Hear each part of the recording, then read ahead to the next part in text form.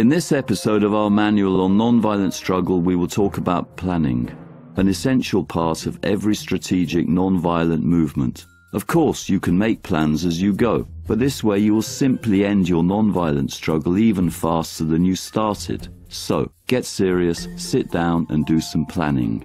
In nonviolent struggle, as well as in your life, you will need two types of planning: strategic and tactical. Imagine it as a pyramid that will give you a great overview about what you want to achieve.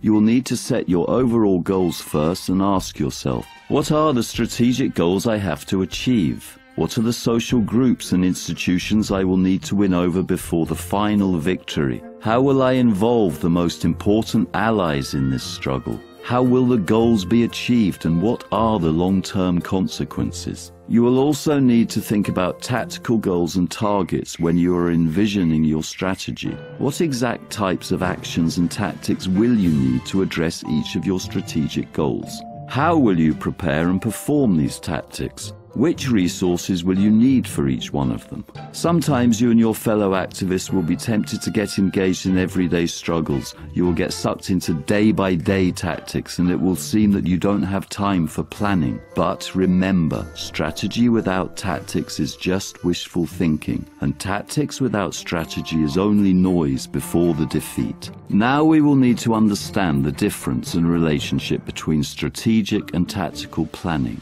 It's like planning your trip from the top of the mountain to the end of the river that lies under the mountain. Strategists and campaign planners are wise and patient people who think many steps ahead. Plan from the top of your movement and see the wider picture of challenges and opportunities that lie ahead of your journey.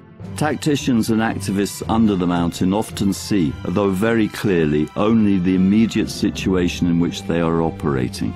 Unlike strategy, the tactical planning is often immediate, constantly changing, and demands a keen understanding of the realities on the ground. So you will need both kinds of people in your movement, those who can see and plan far ahead and deeply, and those skilled in driving your movement through everyday challenges. Now, let's get back to practical advice for your planning. Successful leaders always plan only one way, backwards. What is so special about this method? Instead of going from your starting point to your goal, you do exactly the opposite. You start with your imagined goal and work your way back to the present, step by step. Then, you put a calendar in front of you and think, who is going to do what, when, how, and why? To make this simple, imagine that you need to plan a simple birthday party for a friend. First, you imagine everybody dancing, eating cake, having fun, and your friend opening the gifts. So, ahead of the event, you'll need to buy a gift, hire a DJ, good sound equipment, and order a cake. And even on the day after the party, you need to assign a few tasks, like washing the dishes or throwing out the garbage.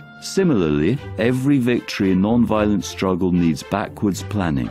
As parties need cakes and music and presents, successful demonstrations need placards, flags and training for your activists, days, weeks or even months ahead of the event. You will also need all kinds of follow-ups after the event is over, from sending out press releases, posting photos of the event on social media and many other things. So, you start with envisioning the tactics in your head and plan backwards to make it happen. One last piece of advice. Things might look great when you envision them, but you will need a reality check from time to time. As Winston Churchill taught us, however beautiful the strategy, you should occasionally look at results. Keep that in mind until we see each other again in our next episode when it's time to talk about propaganda.